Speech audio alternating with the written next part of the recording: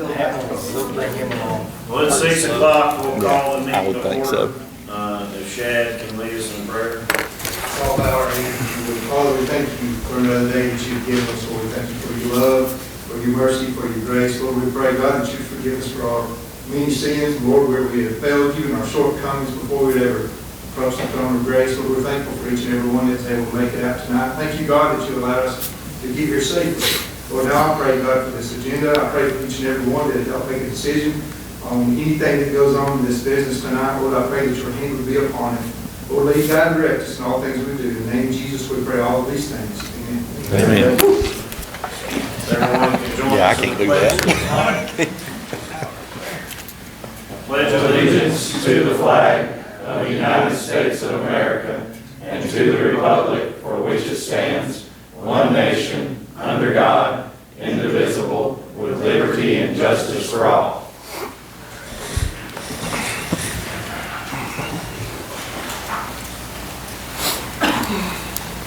Next is to adopt the agenda.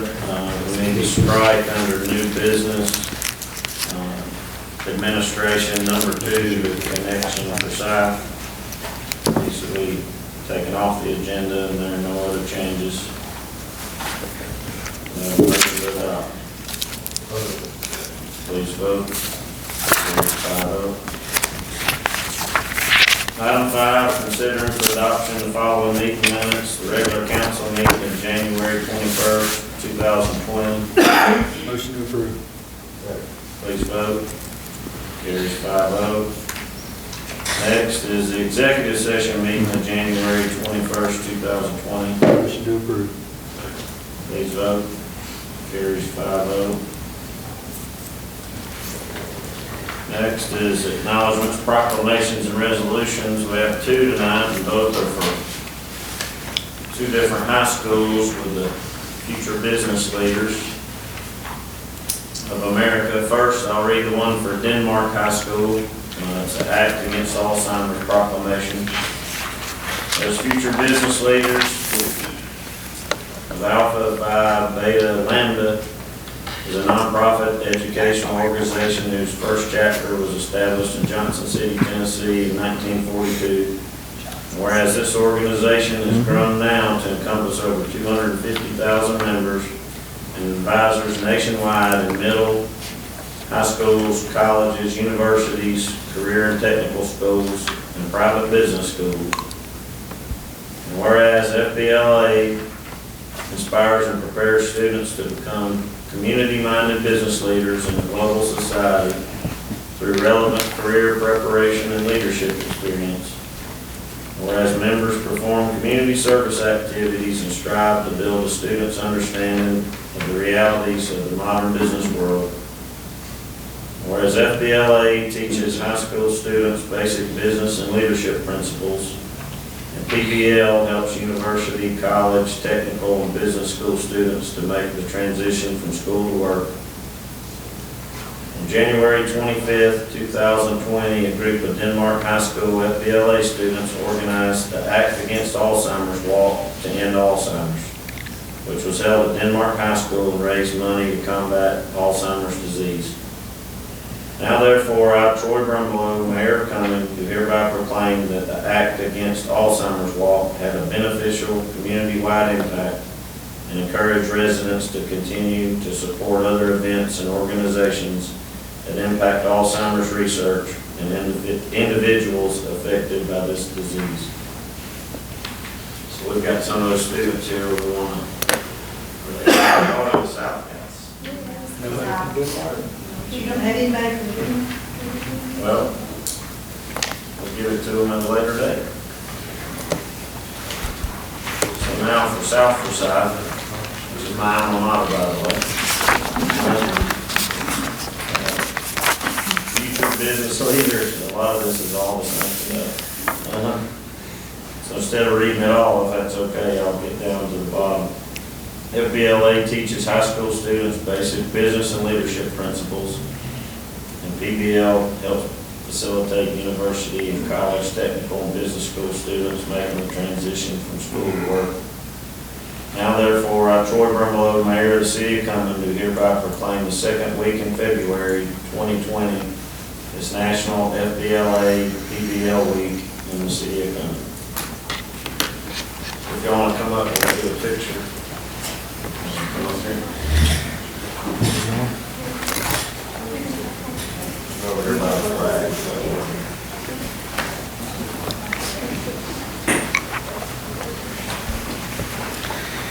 There's some people out there in Raleigh, but they just standing out there. Maybe school people from upstairs.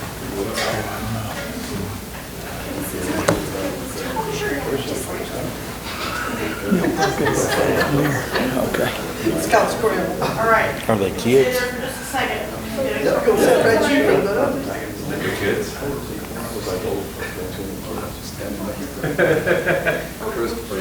You gotta see what they're doing. Just like it's lunch. There we go.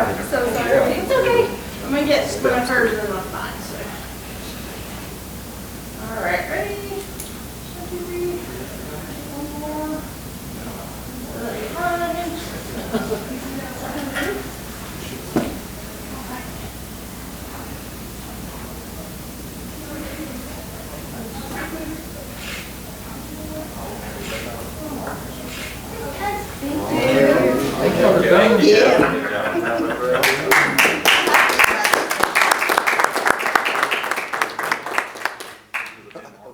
We were blocking you.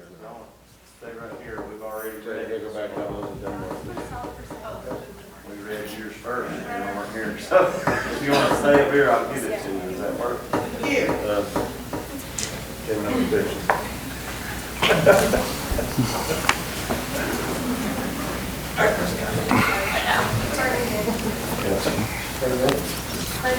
Okay. Well, we're giving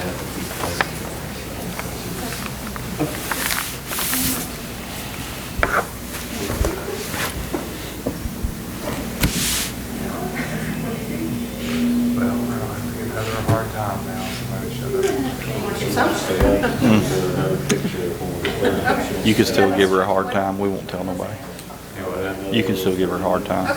You're entitled. I'll do that. You're entitled. Thank you. I won't tell you said that. Yeah, you do that.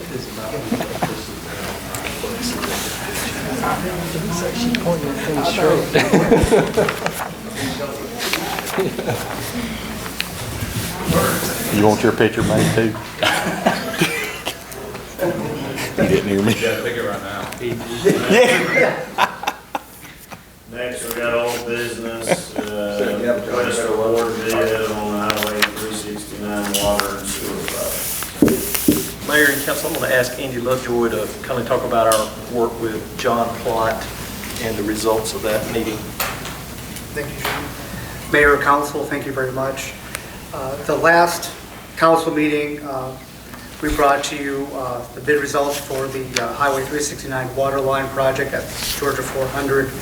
The bids came in higher than what we thought they would be, what we hoped they would be, and so John and I went back and we met with the contractor, John Plott.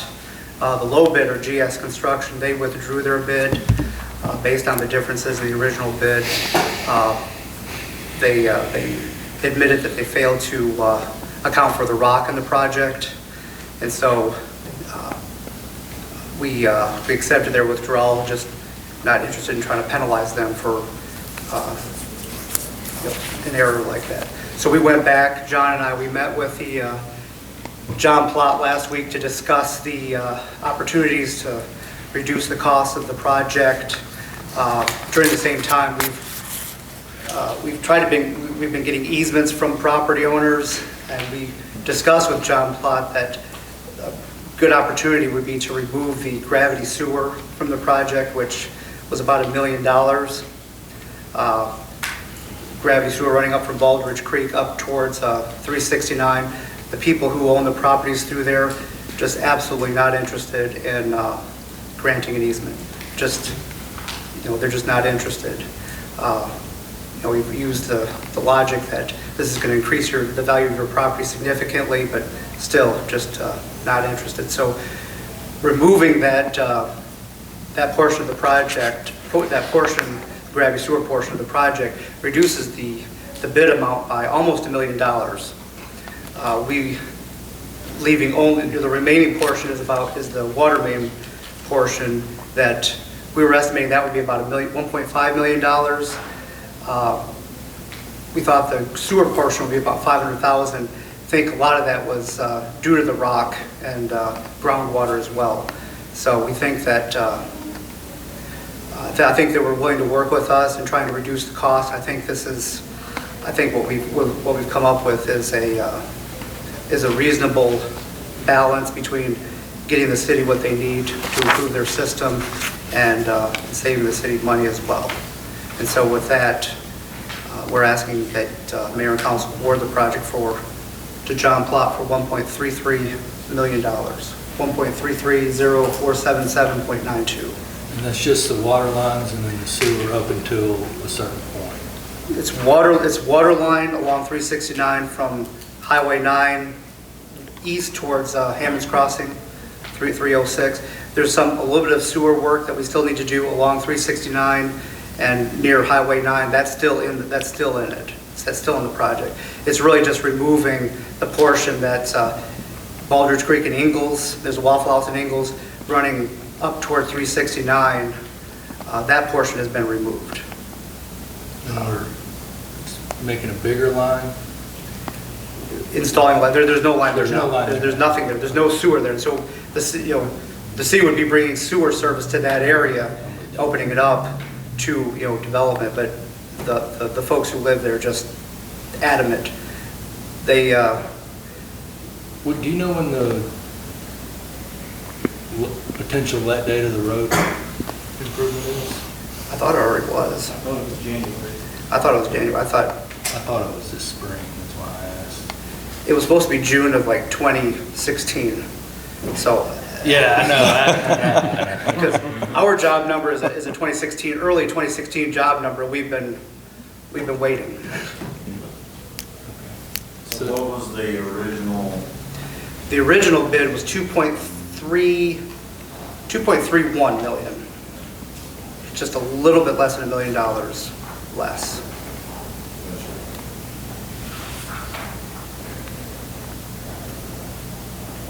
Questions for Andy? So we'll just serve the south side of 369 then? Is that kind Well, of? the sewer was serving just the south side of 369. There's a sewer that runs along Baldridge Creek up from Kroger at 306 and Ingalls from 306. It runs underneath 400, kind of comes up on the west side towards Walmart. This sewer would have connected into that, heading kind of a northeast direction towards Hammond's Crossing. The undeveloped portion, the southwest corner of Hammond's Crossing, 306 and 369. There's a Publix on the opposite side. Yeah. And there's no sewer service there currently. Oh. So this was an opportunity to kind of open it up. And There's no sewer service for Eagles and all that stuff? there is sewer service for Ingalls. I'm talking about to the east of Ingalls, on the other side of the creek. This kind of open pasture. Yeah, there's a Dunkin' Donuts up there. Bojangles, And then, well, I guess it's, what's the church? Joe Bangles. Brownsbridge Church. This would have served area east of Brownsbridge Church. And that's our northernmost service area? Yes, yes. It's the northeastern corner of your service area. And the remaining portion of this project, water line, it's to extend your service somewhat, but a lot of it is relocating water main that needs to be relocated due to the widening project. And a lot of that's, the city made the decision 10, 12 years ago to put all that water main in easements. And so the city's actually getting reimbursed for a lot of that water main. So at 1.3 million, the cost actually comes down because the DOT will reimburse for easements, engineering, and installation. So that include what that amount is?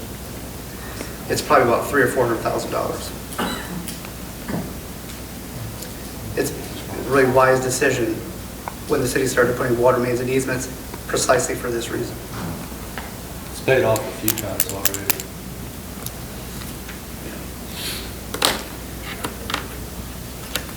Any other questions or discussion?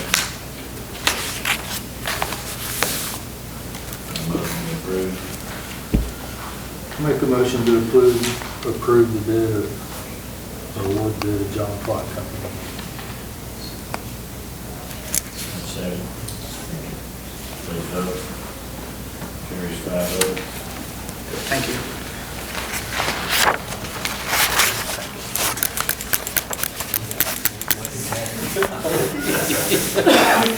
Next is new business administration, number 1, Webb Street impact fees. Let me do that. Mr. Mayor, members of council, JW Property Group LLP has petitioned to the city for some consideration to waive some impact fees for development on Webb Street. They constructed the road, Webb Drive, and they are asking for council to consider giving them some consideration for the monies that they've already spent in constructing that street to be applied toward their future impact fees for development. In particular, I think 212 Webb Drive is their next building that they're looking to construct. So that's what this item is, the purpose of this item tonight. Webb Street's still not the city street. It's not going to be conveyed. No, it has not. It's still going to be finished.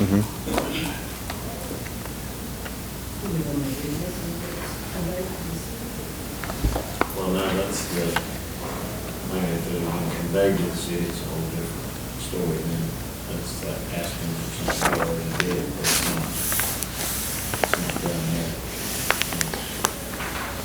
The Webb Street does, especially when once it's finished on top, it really needs, you know, I use it probably daily, you know, to cut through it, so.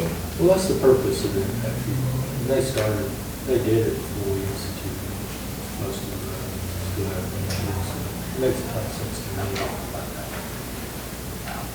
We've done it before, I agree with it.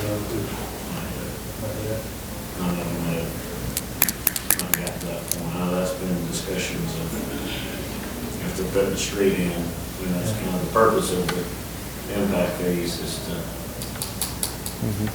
make it so that there's not any, you know, improved roads and building roads and that kind of stuff. I think it's important to distinguish though between just putting the street in and like a pass-through street, you know.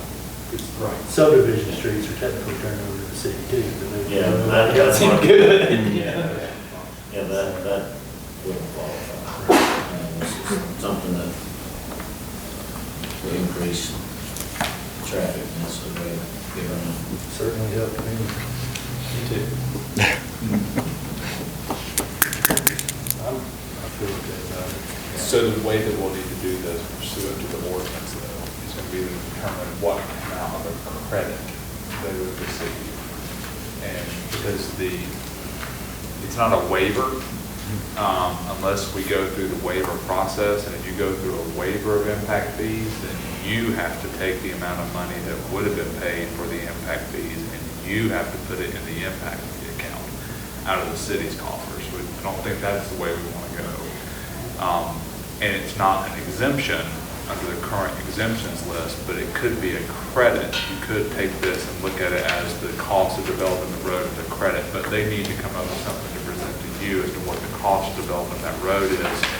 And then your impact fee administrator looks at that and looks at the calculation. It's on the next page there. Oh, no, this, oh, Yeah. I'm sorry, well, I'll just look at the next page. Somebody could have stopped me before I said all that. You were on a roll. Seeing where you went with that. That's okay.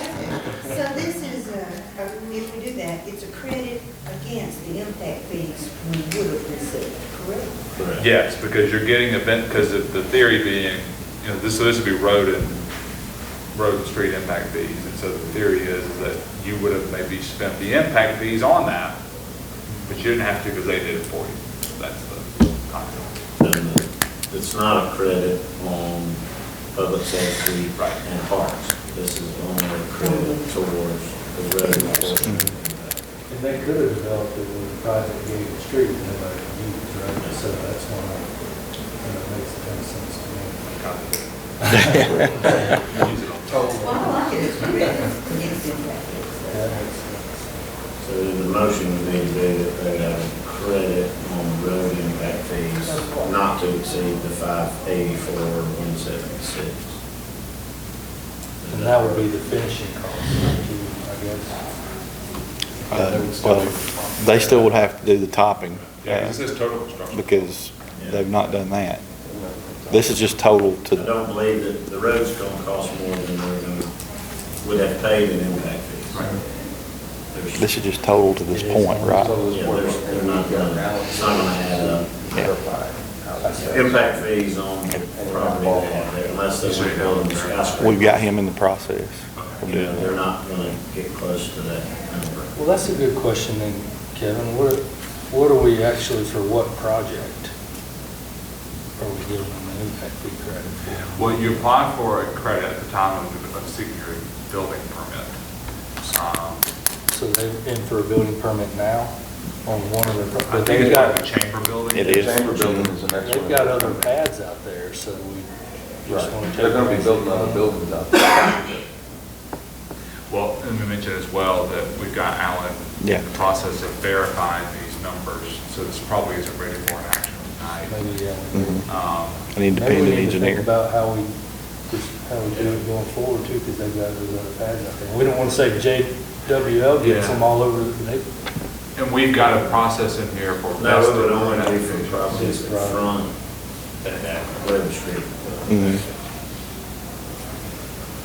So, I guess, Phil, if you could get with them and get lot numbers, get more information as to Yep, properties that are Right. on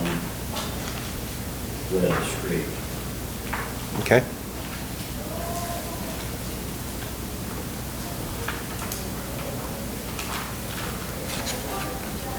We'll get that info, get the number from Alan, Mhm.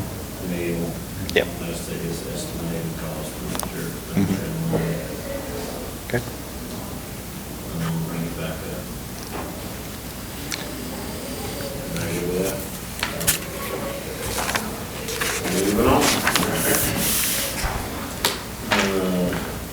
The fairgrounds, country fair, and festival pre-sale ticket prices.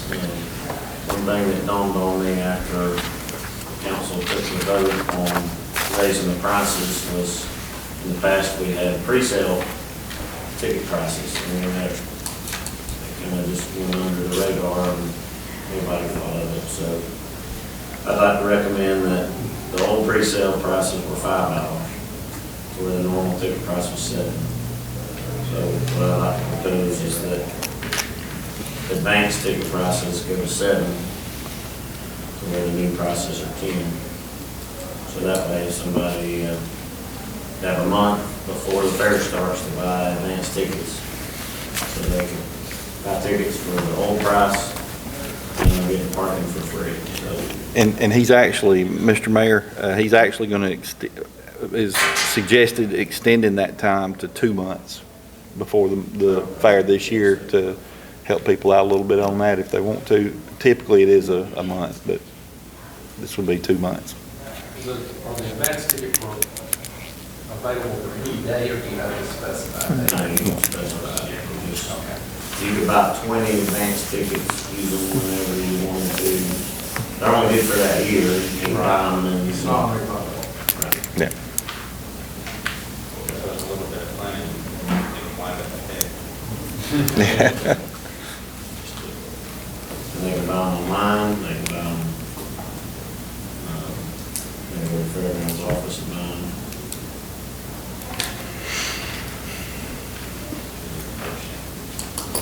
Yes. I think the motion that we approve the raising of the advanced ticket prices from $5 to $7. Second.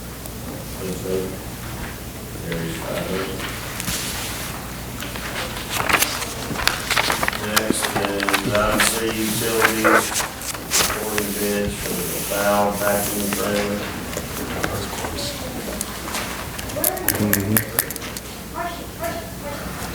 They're different.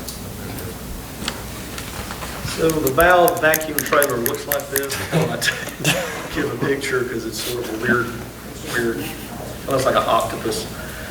But this is something that we budgeted for in the 2020 budget. We went through the state procurement website, jumped through all the hoops, and we only could get 2 bids from 2 different companies, so we had a good comparison. The one that we would prefer is the cheaper one, but it is a little bit larger, which is to our benefit. It's a 500-gallon spoils tank, while that's from Vermeer Vactron.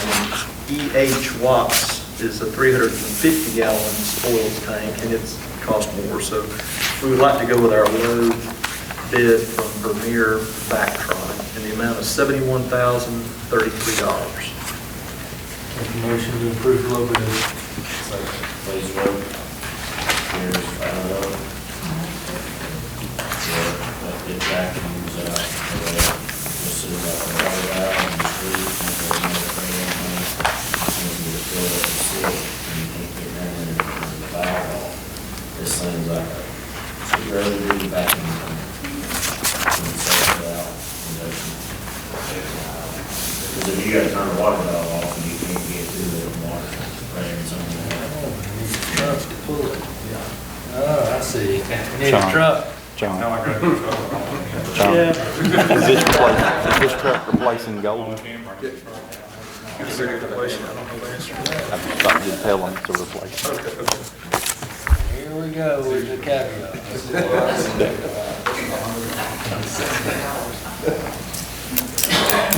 You get a couple of horses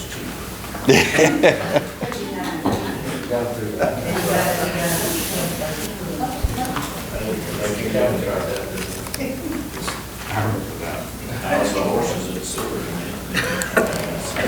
They won't be Then we'd cheaper have to for have long, horse though. cover, the same problem. Mr. Mayor of the Camp, did you move to this item, or am I moving? We have moved to it. We have moved. And discussed it. So we have, we went out for bids for this. We had 6 bids. We approached all of these. These are vehicles that are on the lot. And the low bid came from John Eagle in the amount of $44,483. And I've got an error on my Jackie Jones. I'm gonna have to figure that out. But the low bid did come from John Eagle Chevrolet in Dawsonville. Council, you tell me what you want to do. They're all very close bids. I will have to say the Andine vehicles probably a little bit lower grade than the others are. Leave it up to the council. Which one did you get? We would take the low bid. Dodge. We're fine with I don't see Ram. And my mayor wants the Dodge. I knew that was going to happen. Most of our vehicles Fords. They are, yeah, a lot of ours are Fords. You have a Ford? I can't remember. Did you drive one? I don't know. They get them in the same place. I had a feeling that's But the worst truck's a Dodge. okay. Which ain't bringing no do any fleet vehicles. I mean, they don't specialize in fleet. Just drive it, yeah. I understand. Selected. Any questions or discussion?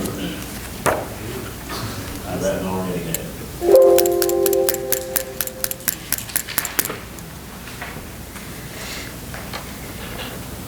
Motion. Make motion to adopt John Eagle Chevrolet 44,483. Please vote. Carries 5-0. Thank you, Mayor and Council. He's gonna be happy with this next item, though. I It's just gonna be a noticed what Dodge. the boys are bringing. No, it's Durango. They're not doing Chargers as police vehicles in 2020. I apologize for not having a screen demonstration. The police department requested 5 new vehicles in this year's budget. And the reason we're bringing these to you guys now in February instead of waiting later in the year is all the police package vehicles that we want to buy or that we were looking at buying, They all get built to order, so they don't come from a lot anywhere. And so the problem that we ran into last year was we made an order in September, and we're probably going to take delivery of those vehicles next week or the following week. So what we'd like to do is we'd like to go ahead and order our vehicles now, because they can come in anywhere between 2 months or 10 months from now. We just don't know. And we'd rather not roll that over into next year's budget, not having taken possession of them. So that's the reason we're coming to you guys a little bit early in the year with our request for vehicle purchases. If you guys have our memo here, we looked at the Ford Interceptor SUVs, we looked at the Chevy Tahoes, and as well as the Dodge Durangos. The Dodge Durangos were the cheapest vehicles, clearly inferior to the other brands. However, we're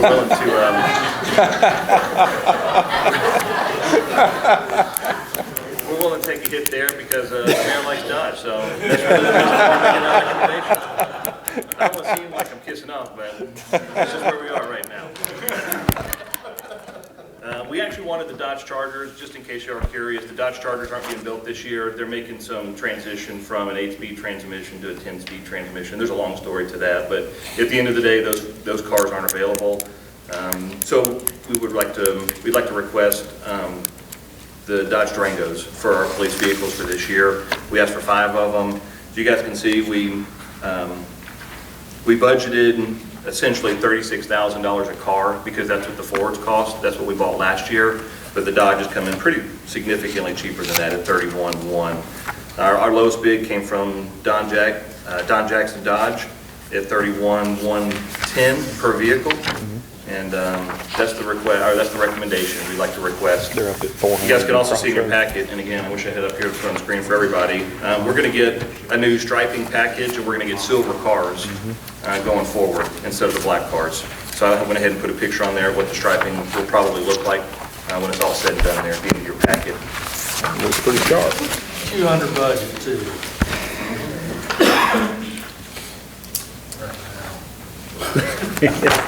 It's early. That's right. Next time I'll come prepared with something for the big screen.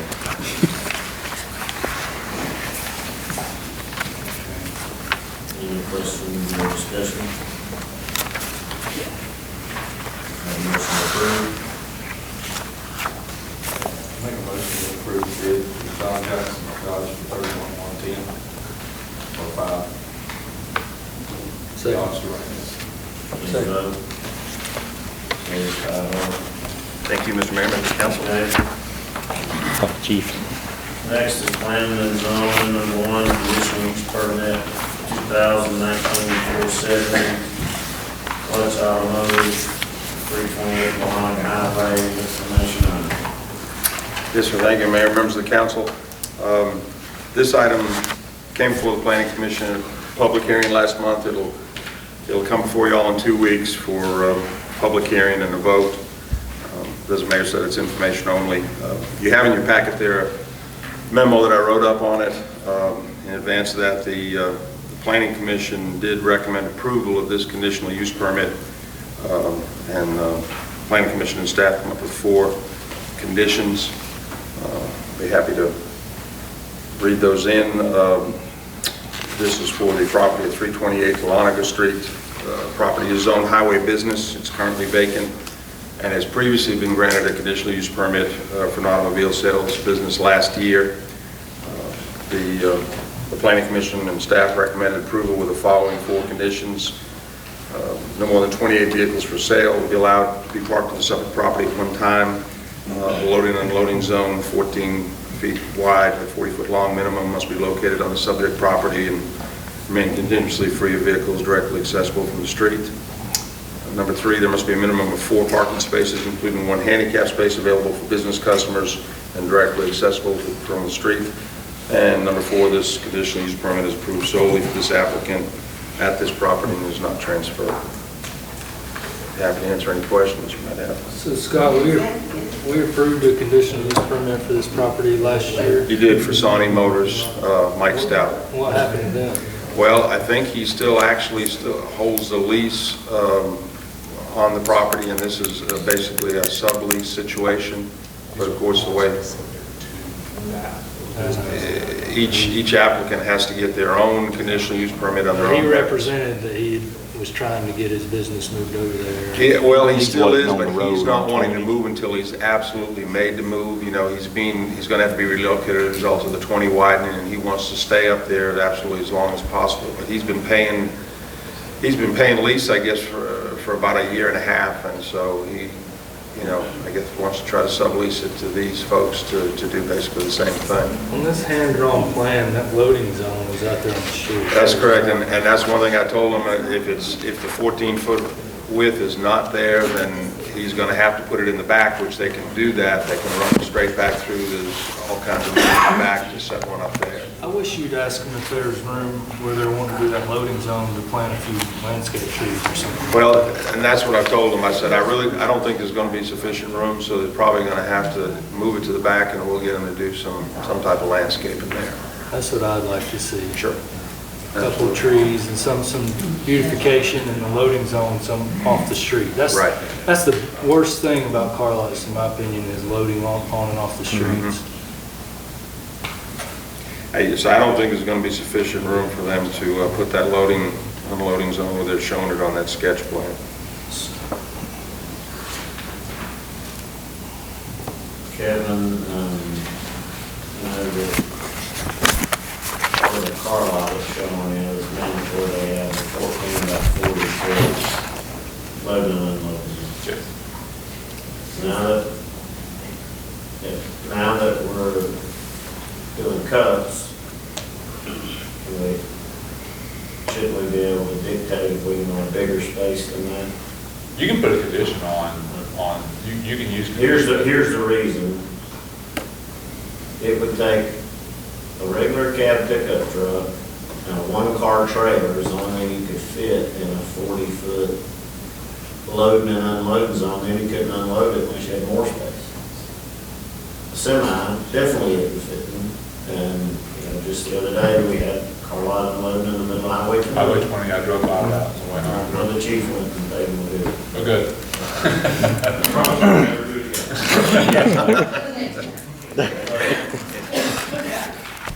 That's something that's what was in the ordinance. Yes, sir. But it's not feasible. You can't, and then they're out there breaking the law and have to load and unload a truck, or a car or whatever off of it. If you determine that based upon this site that you need something bigger, that's part of what you could do to grant a conditional use permit. You could say to make this site fit this particular use, we need to see X out there. Because that's why we make these conditional uses, because they're not appropriate everywhere throughout the city. So that is a thing to ask. Where's your loading zone? He's got it up there on the street. Right there. I was telling It's Scott. right there along the street. It's not in the street, it's along the street. Well, that's the thing. I told him, we can't be on the right of way. It has to be off the right of way. Certainly ain't I the don't think scale. he has sufficient room off the right of way. You can't put it there anyway. Even if it's not technically in the street, if that's right of way. Then he doesn't have a loading zone. Use the right, put it in the back. Yeah. There's plenty of room behind her. There's plenty of room behind it.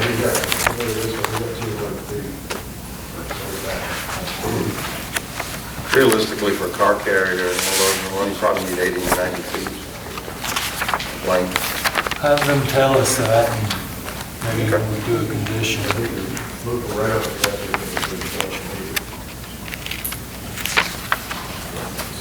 This is for a public hearing at the next meeting. That's correct.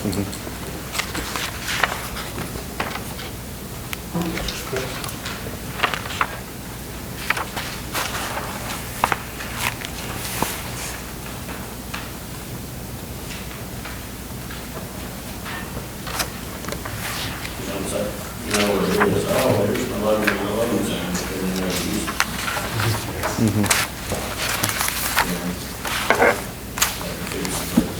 So you don't really have one? Not as shown. That curve does sit back to the way it's all about 30-foot asphalt, but it does sit back. I don't know if you will, and road like that, but it is bigger. It's not like sidewalk or. You don't want to load right there? No, that's what we're saying. But the truckers, I mean, I've pointed out that a lot of times they will just road and start unloading and, you know, by the time you get out there and tell them they can't park. They're already in the process of doing that. And their trucks are so low to the ground, those big car carriers, they get stuck on anything. They get stuck on a curb. That's the only thing that I have against it. You know, they don't have to do it on premise. They can take them to another place and unload. Typically, when out that car is brought in, I use a trucking company down on the south side of town, and I just leave them there at their lot, and I just go down there and pick them up. So, that, yeah, that's a trucking company. Any other questions, comments for Scott? Any discussion?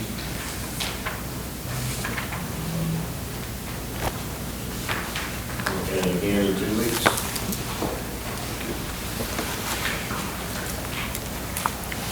And next is item 2, rezoning 2019 for Kendra and Elliot Rubin at 529 Kelly Mill Road. Information on Thank you, Mayor. This is a very small piece of property, 156 acres. It's out there at the city limits on the right, Kelly Mill Road, part of the Martin property. Currently, they've got it for sale as well as a larger piece. There was a hair salon there when we annexed the property, so that was a legal non-conforming use. Of course, that hair salon has gone away, so now in order to reestablish a hair salon, what the Rubens want to do, they're going to have to rezone it. Neighborhood shopping is probably the best transitional zoning that we have for that, between the residential and more intensive land uses. Future land use out in that area shows residential, public institutional, and parks, recreation, conservation, surrounding area. Again, the Planning Commission held a public hearing on January 21, and Planning Commission staff recommended approval to neighborhood shopping, but with 6 conditions. I'd like to read those conditions. Number 1, the property can only be used as a hair salon. Any other proposed use must be approved by the mayor and council. Number 2, the existing structure cannot be expanded in any way without prior approval of the mayor and council. Number 3, ingress, egress to the property must be through the existing drive at the southeast corner of the property. No additional curb cuts will be allowed. 5 parking spaces must be provided, including 1 marked handicap space, meets ADA requirements, and they must be located against the building away from the Kelly Mill Road right of way. If the parking area is paved, and the Rubens are saying they may do that in the future, the paving must be approved by the Department of Planning and Zoning with no net stormwater runoff increase. Condition number 4, the number of stylist chairs shall be no more than the 2 currently existing. Condition number 5, all business signage must be approved and permitted by the Department of Planning and Zoning. And condition number 6, hours of operation shall be from 9 a.m. to 7 p.m. Monday through Saturday. Scott, I was at the Planning Commission public hearing. What were there was some concerns from a couple of neighbors about? There were Robert Hodges, the architect, lives directly next to this property. Now, his driveway is immediately after this property, and of course, he's had concerns in the past with them accessing, using his driveway to access his property. I believe he said at the meeting he's since put in some plantings to stop that, but that was one of the reasons that we changed condition number 3 to read, because they had originally, the Rubens had proposed a future parking apron kind of in the middle as a third access, as a third driveway there, and we moved it. We said it had to be moved over to where there is a driveway right at the corner of this small piece that also accesses the house next door on the larger property. And so we said, you're going to have to use the access there and not create another drive closer to Mr. Hodges' driveway. He seemed to be satisfied with that, and the fact that he has put up plantings, as I said, to keep people. He said even the realtors, when they were first showing this property, were using his driveway to cut through. That driveway to the west on the west, yes. And these deeds are showing that they have the easement rights to use that driveway on the east side. That's correct. They're showing. And then the other gentleman that was there, Mr. Brennan, I believe his name was. He lives in Sienna, the subdivision behind that, and he was more interested in kind of what was happening with the corridor in general. I spoke with him a little bit afterwards and told him that, you know, the Kelly Mill corridor in the downtown area has obviously transitioned some. Got the pest control business, the attorney's office there. So it has transitioned on that end, and that there is actually office professional zoning right across the street of this piece of property. It was rezoned several years ago, so it might be a transitioning corridor, but obviously it's limited with its size. Even though we did put curb and gutter back all the way to the city limits, but I told this was the first request that we had had. Now, of course, the Martins, as I said, they have the larger piece also for sale, which is about 8 acres, so. It makes sense to me. With a half bath, I don't know really what else they can do. Yeah, it's a pretty small piece of property. The building is literally, I think it's about 328 square feet. So there's not much you can do with it. It's about like a 2-car garage. Any other questions or discussion? Address it again in 2 weeks. Thanks, Scott. Thank you. Next is announcements. Community Arbor Day celebration, February 21st, 5:30 to 7:30, at the Union Park, next to the Park Center. So we need for executive session. Yep. To discuss the sale of property. Make a motion to go to executive session. Please vote. Carries 5-0. This is Public meeting. So moved. Second. Please vote. Motion to adjourn. Please vote. Carries 5-0. Could use my